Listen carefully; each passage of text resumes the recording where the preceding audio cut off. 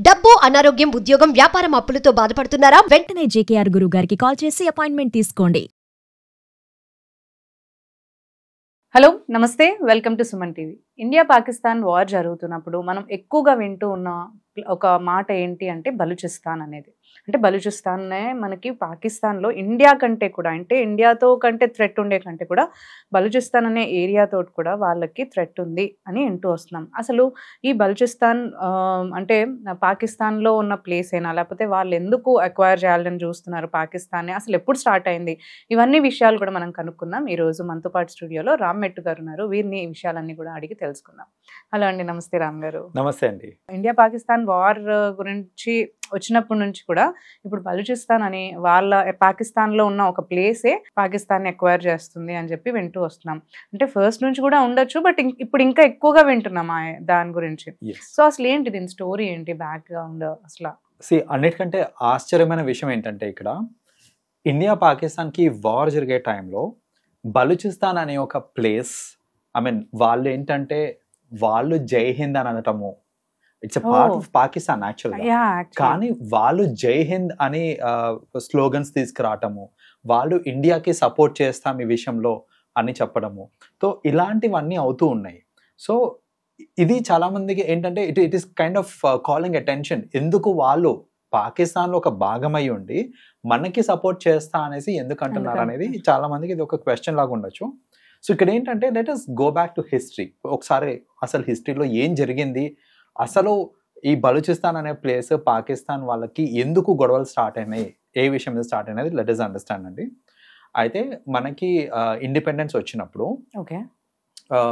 ఈ డివిజన్ అయినప్పుడు ఏమైంది అంటే, పాకిస్తాన్ ఒక భాగం అయిపోయింది, ఇండియా ఒక భాగం అయిపోయింది.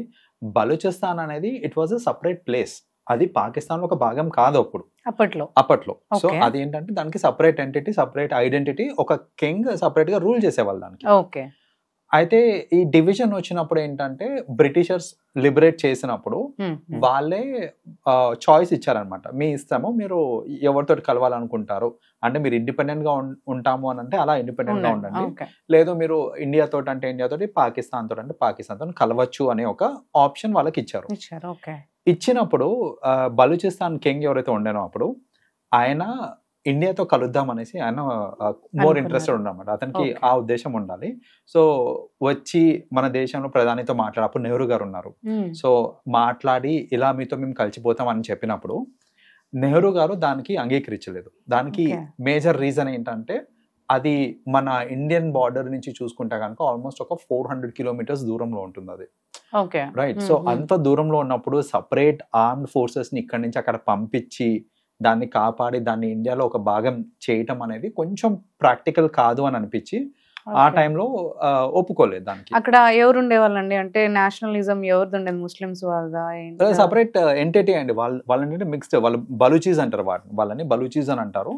So Muslims so it's like అట్లా వాళ్ళు మిక్స్డ్ దీంట్లో ఉండేది. దాంట్లో ఏంటంటే సిన్స్ ఉండేవాళ్ళు, పంజాబీస్ ఉండేవాళ్ళు, ముస్లిమ్స్ కూడా ఉండేవాళ్ళు.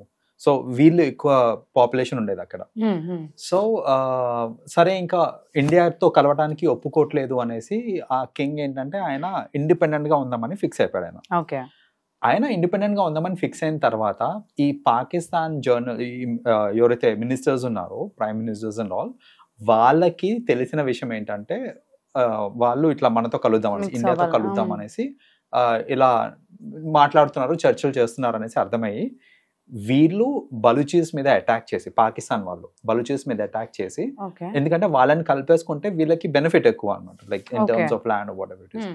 అండ్ బలూచీస్ అండి 44% of Pakistan belongs to Baluchi అనమాట.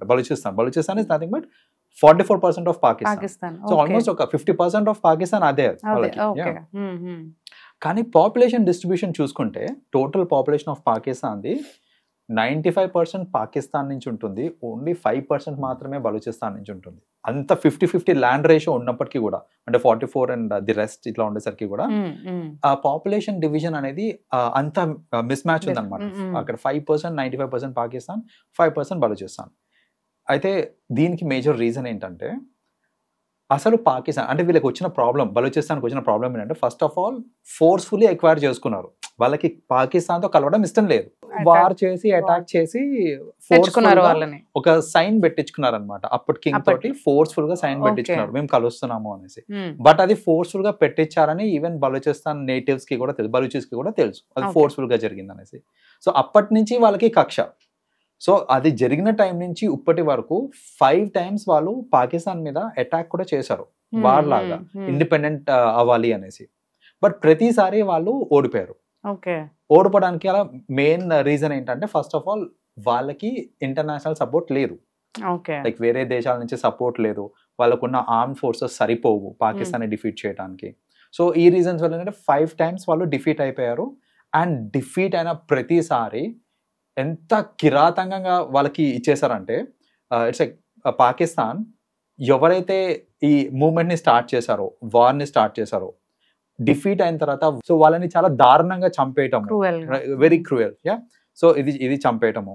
అండ్ ఇంకోటి ఏంటంటే దాంట్లో కొందరిని అరెస్ట్ చేసి జైల్లో పెట్టి 2 years టార్చర్ చేసి, అంటే జస్ట్ బికాస్ వాళ్ళు ఏంటంటే వాళ్ళ ఫ్రీడమ్ కోసం ఫైట్ చేస్తున్నారు. బేసిక్ గా వాళ్ళు ఫ్రీడమ్ కోసం ఫైట్ చేస్తున్నారు అనేసి వాళ్ళని 2 years జైల్లో పెట్టి టార్చర్, అంటే అసలు ఎట్లా అంటే చేతులు కట్ చేసేయడము, ఒకటేసారి చంపడం కాదు, జస్ట్ చేతులు కట్ చేయడము, ఫింగర్స్ ని కట్ చేయడము, అలా టార్చర్ చేసి వాళ్ళ ఇంట్లో మిస్సింగ్ కేసు ఇచ్చిన పోలీసు వాళ్ళు ఆ కేసుని తీసుకోకపోవడము, సీరియస్ తీసుకోకపోవడము, ఇలా టార్చర్ పెట్టి బేసిక్ గా ఏంటంటే వాళ్ళని అన్చేశారు. ఇంకొక మేజర్ రీజన్ అసలు ఎందుకు ఈ వార్ అసలు ఎందుకు వాళ్ళకి పడదు అని అంటే, వాళ్ళు ఈ బలూచిస్తాన్ అనే ప్లేస్ ఏదైతే ఉందో it is rich in minerals. So అందులో ఏంటంటే కాపర్ మైన్స్ ఇవన్నీ చాలా, it is rich in mines actual గా చెప్పాలంటే. అండ్ వాళ్ళకి మేజర్ ఈ పెట్రోల్, ఈ మన ఫ్యూయల్ ఏదైతే ఉంటుందో ఫ్యూయల్ ఇవన్నీ కూడా అందులోంచి వస్తూ ఉంటది అనమాట, everything. So they have good reserves అక్కడ.